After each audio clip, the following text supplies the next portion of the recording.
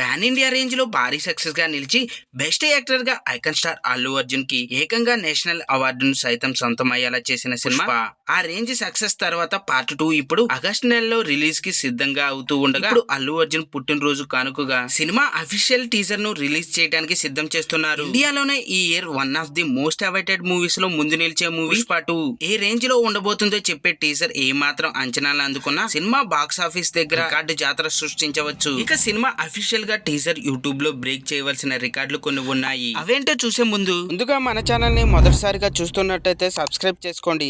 అలాగే ఒక చిన్న లైక్ అయితే ఇవ్వండి.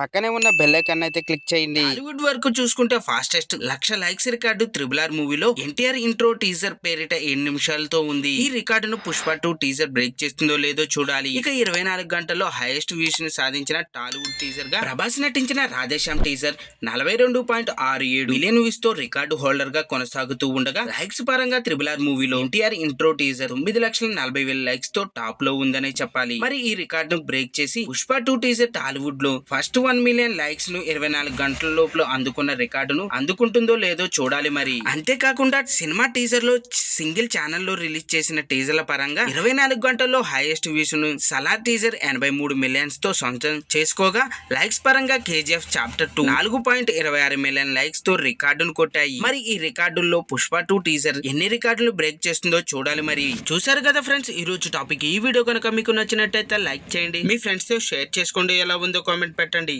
అలాగే సబ్స్క్రైబ్ చేసుకోవడం మాత్రం మర్చిపోవద్దు ఫ్రెండ్స్.